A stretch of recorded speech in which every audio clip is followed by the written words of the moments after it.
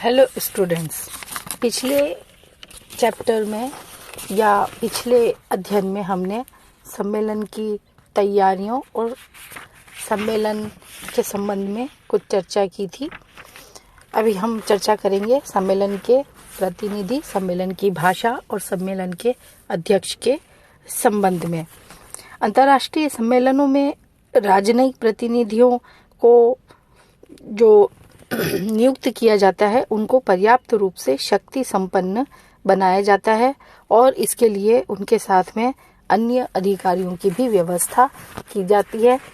अवसर और जो विचारणीय विषय है कि किस विषय पर विचार किया जा रहा है उसका कितना महत्व है, इस आधार पर प्रमुख जो प्रतिनिधि होता है उसके सहायकों की संख्या निर्धारित की जाती है और इन सहयोगियों में जो कानूनी जानकार होते हैं, तकनीकी योग्यता से संबंधित जो एक्सपर्ट्स होते हैं, योग्यता संपन्न अधिकारी होते हैं, इसके अलावा उनके सेक्रेटरी होते हैं, अनुवादक होते हैं। अगर भाषा की कोई प्रॉब्लम आए तो अनुवादक को भी उसमें शामिल किया जाता है। तो इस प्रकार से सहयोगियों की एक टीम बनाई जाती है जो कि प्रमुख जो अधिकारी होता है, जो प्रतिनिधि होता है, प्रमुख वार्ताकार, उसकी मदद के लिए होते हैं। हर राज्य के जो अधिकारी ये जो प्रतिनिधि होता है वो पूर्ण अधिकार प्राप्त होता है और उसका जो स्टाफ होता है उनको मिलाकर उनको प्रतिनिधि मंडल कहा जाता है और ये सभी एक साथ एक समूह के रूप में बैठते हैं और कभी कभी एक राज्य एक से अधिक पूर्ण अधिकार प्राप्त प्रतिनिधि भी नियुक्त करता है, यानी 2 या 2 से ज्यादा प्रतिनिधि भी ऐसे हो सकते हैं जिन्हें पूर्ण अधिकार है कि वो निर्णय अपने राज्य की तरफ से ले सकें। ये पूर्ण अधिकार प्राप्त प्रतिनिधि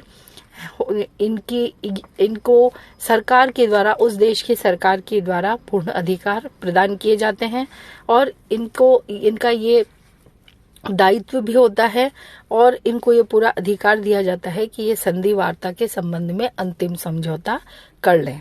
जब कोई राज्य एक से अधिक पूर्ण अधिकार प्राप्त प्रतिनिधि नियुक्त करता है तो उन सभी को पूरी शक्तियां देता है जिनका प्रयोग वे अपनी अपनी शक्तियों के अनुसार अलग अलग रूप से और या फिर उनको सामूहिक रूप से करना होता है तो वो सामूहिक रूप से करते हैं। और इन्हें जो राज्य होता है वो राज्य इन्हीं को विशेषाधिकार सौंपता है और इसी के माध्यम से ये संधि करने या संधियों के संबंध में कोई निर्णय करने का जो भी अधिकार होता है उसका ये प्रयोग करते हैं। और जो राज्य होते हैं वो पहले से ही जो ग्रहण करता राज्य है उनको इनके नाम भेज देता है। यदि इनकी यात्रा के संबंध में कोई अन्य राज्य भी पड़ते हैं बीच में तो उस राज्य की सरकार को भी मिशन के उद्देश्य की सूचना दे दी जाती है। यानी किसी भी प्रकार के अगर संधि सम्मेलन करने के समय प्रतिनिधियों की उपस्थिति को लेकर, प्रतिनिधियों के आने जाने को लेकर किसी भी तरह की अगर कोई बाधा है तो उसे दूर करने का प्रयास किया जाता है। सम्मेलन की भाषा या लैंग्वेज एट कॉन्फ्रेंस। तो प्रथम विश्व युद्ध से पहले अंतर्राष्ट्रीय सम्मेलनों में फ्रांसीसी भाषा का प्रयोग किया जाता था, लेकिन फर्स्ट वर्ल्ड वॉर के बाद में अंग्रेजी भाषा का प्रयोग भी शामिल हो गया। 1919 के पेरिस शांति सम्मेलन, 21-22 के वॉशिंगटन सम्मेलन में इंग्लिश और फ्रेंच दोनों भाषाओं को काम में लिया गया था। राष्ट्र संघ के सम्मेलनों में भी इन दोनों भाषाओं का प्रयोग होता था।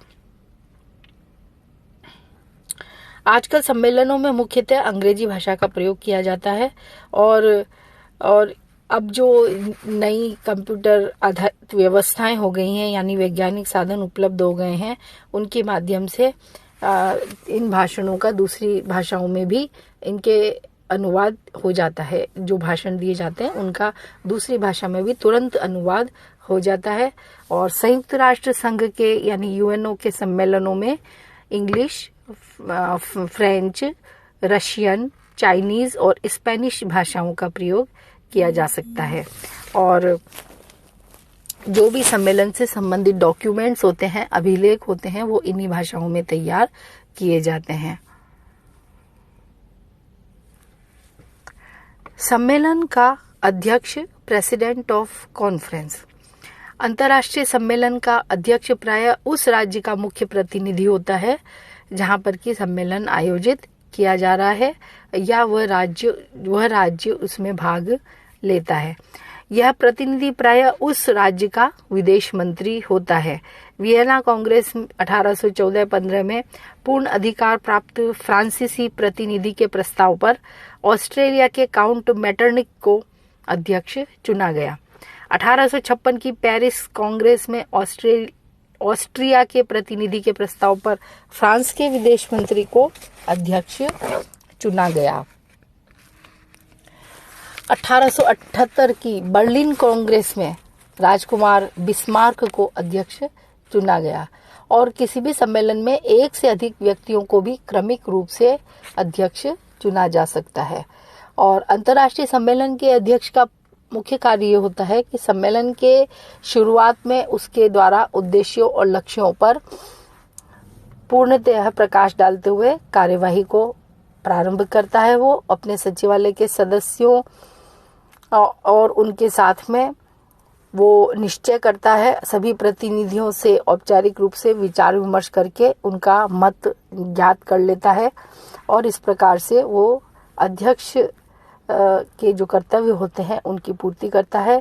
इस सम्मेलन के या कोई सी भी सम्मेलन के दौरान वो वाद विवाद को नियंत्रित और निर्देशित करता है, और जो आखिरी बैठक होती है उसमें अध्यक्ष के कार्यों और सेवाओं के लिए जो सभी सदस्य राष्ट्र हैं उनके द्वारा अध्यक्ष को और उसके बिहाफ पे अध्यक्षता करने वाले अध्यक्ष के राज्य को धन्यवाद प्रस्ताव दिया जाता है।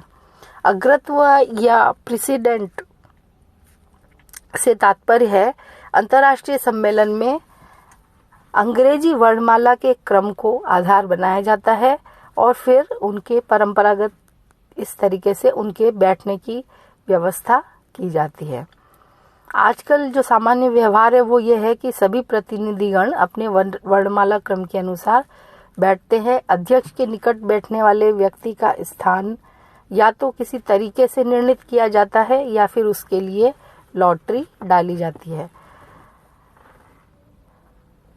और अगर शांति सम्मेलन हो तो उसमें युद्धरत जो राज्य होते हैं उनके प्रतिनिधिगण दो विरोधी दलों के रूप में बैठते हैं। Thank you very much. Keep learning, keep growing.